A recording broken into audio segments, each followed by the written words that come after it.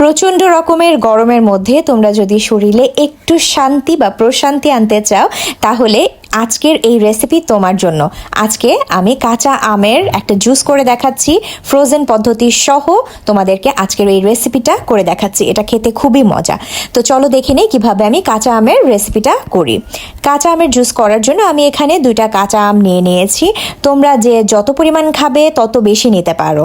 আমি আজকে 2টার পরিমাণ করছি এবং 2টার পরিমাণে মেজারমেন্ট সহ তোমাদেরকে দেখিয়ে দিচ্ছি। তো আমটাকে আমি প্রথমে ভালো করে পিল করে নিয়েছি। এটাকে বটিতেও তোমরা ছিলে কেটে নিতে পারো, যার যেমন সুবিধা হয় পছন্দ মতো শেপে তোমরা কেটে নিতে পারো। কাটাটা আসলে কোনো ফ্যাক্ট না, কারণ এটা যেহেতু আমি ব্লেন্ড করে নিব তাই যে কোনো শেপে হলেই চলে, তবে ছোট করে কাটলে ব্লেন্ড হতে খুব বেশি সুবিধা হয়। তো প্রথম পর্যায়ে আমগুলোর অর্ধেকের একটু বেশি আমি ব্লেন্ডার জারে নিয়ে নিয়েছি, আর ভালো মতো পেস্ট হওয়ার জন্য আমি এর মধ্যে সামান্য পরিমাণ খাবার পানি মিশিয়ে দিয়েছি। এখন জাস্ট এটাকে একটা ফাইন পেস্ট করে নিয়ে আসবো। তো পেস্ট করার পরে এটাকে আমি একটা বাটিতে ঢেলে নিচ্ছি। তো প্রথমবার যেহেতু পুরোটা আম দিতে পারিনি, পরেরটায় আমি সামান্য পরিমাণ আম দিয়ে আরও একটু ব্লেন্ড করে নিচ্ছি। তবে সেই আমের মধ্যে আমি একটা কাঁচামরিচ অ্যাড করে নিচ্ছি ঝালের জন্য। ঝাল যদি তোমরা পছন্দ না করো সেক্ষেত্রে কাঁচামরিচটা অ্যাভয়েড করতে পারো, আর যদি বাচ্চারা খায় আমি বলবো কাঁচামরিচটা না দেওয়াই ভালো। সেক্ষেত্রে কিন্তু একটু বেশি ঝাল লাগতে পারে, তাই আমি অল্প পরিমাণে একটা কাঁচামরিচ দিয়ে নিয়েছি স্বাদের জন্য। এই একটা কাঁচামরিচ দিলে কিন্তু স্বাদের খুব বেশি একটা হেরফের হবে না বা খুব বেশি একটা ঝাল হবে না। তো টেস্টের জন্য এখানে 1/2 চামচ লবণ দিয়ে দিয়েছি, 1/2 চামচ বিট লবণ দিয়ে দিয়েছি, আর দিয়ে দিচ্ছি 1/2 চামচের একটু বেশি ভাজা জিরার গুঁড়া, আর দিয়ে দিচ্ছি 1 কাপের থেকে একটু কম, মানে প্রায় 1 কাপের মতোই এখানে চিনি দিয়ে দিয়েছি। চিনিটা একটু বেশি দিলেই কিন্তু এটা খেতে মজা লাগে। আর এখানে টেস্টের জন্য দিয়ে দিচ্ছি লেবুর রস। লেবুর রসটা দিলে কিন্তু খুব ভালো একটা ফ্লেভার আসে, এবং আমের টকের সাথে লেবুর টকটা মিলেও কিন্তু দারুণ একটা টেস্ট তৈরি হয়। তো লেবুটা চাইলে তোমরা স্কিপও করতে পারো, যেহেতু আমটা এমনিতেই টক, তবে আমি সাজেস্ট করব লেবুটা দিলে এটা খুব বেশি মজা হয়। এখন চিনিটাকে ভালো মতো মেল্ট করে নিতে হবে, নেড়ে নেড়ে, যতক্ষণ না পর্যন্ত চিনিটা ভালো করে এর সাথে মিশে যায়। তোমরা চাইলে সুগারটাকে কিন্তু তোমরা সিরাপ করেও দিতে পারো, তাতেও কিন্তু কোনো সমস্যা নেই। চিনিটা দিলে একটু মেল্ট করতে সময় লাগে, আর সুগার সিরাপটা পানিতে দিয়ে জাস্ট একটু জাল করে এর সাথে মিশিয়ে দিলে খুব দ্রুত কিন্তু এর সাথে মিশে যায়।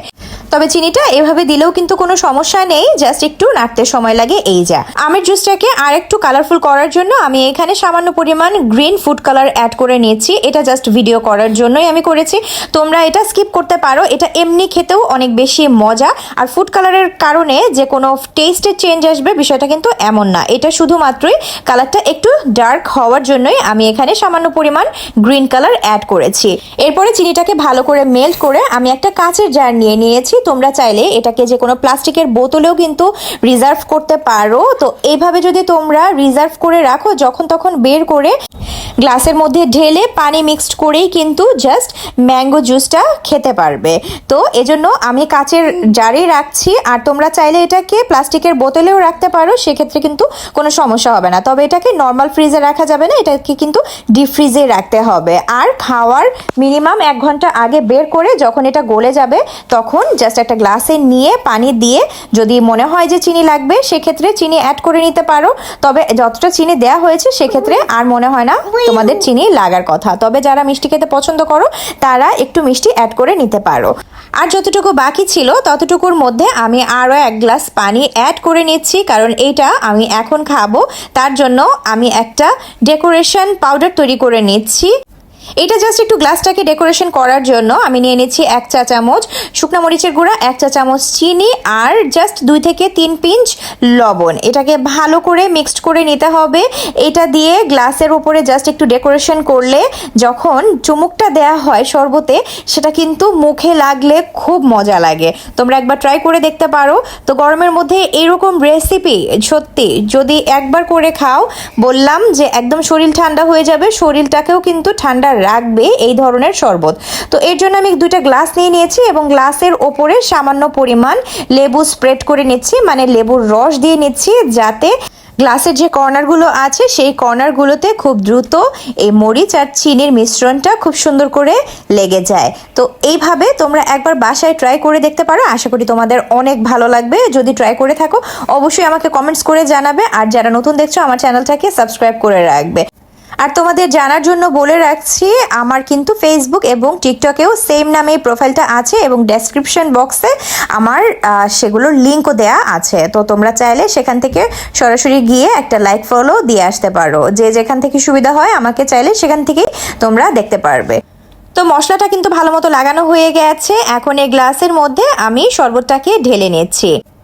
শরবতটা যদি আরও বেশি ঠান্ডা খেতে চাও সেক্ষেত্রে আরও 2-1 কোয়া আইস কিউবের সাথে অ্যাড করে দিতে পারো। আমার কাছে এটা বেশি ঠান্ডা খেতেই ভালো লাগে, তাই আমি এটাতে একটু আইস অ্যাড করে নিয়েছি। আর যেটা বোতলে আছে এই বোতলটা আমি ডিপ ফ্রিজে রেখে দিচ্ছি। আমার যখন ভালো লাগবে তখনই আমি বের করে এইরকম মজার শরবত যখন তখন বানিয়ে ফেলবো। তো কেমন লাগলো আজকের ভিডিওটা অবশ্যই আমাকে কমেন্টস করে জানাবে। এই শরবতটা খেতে খুবই মজা। আমার কিন্তু প্রতি বছর আসলেই এই শরবতটা খেতেই হবে আর রেসিপিটা করতেই হবে। তাই তোমাদের সাথে আমার একটা ফেভারিট রেসিপি শেয়ার করে দিলাম। এরকম আরও মজার মজার রেসিপি দেখতে আমার পাশেই থাকবে। ততক্ষণ পর্যন্ত ভালো থেকো সবাই। আল্লাহ হাফেজ।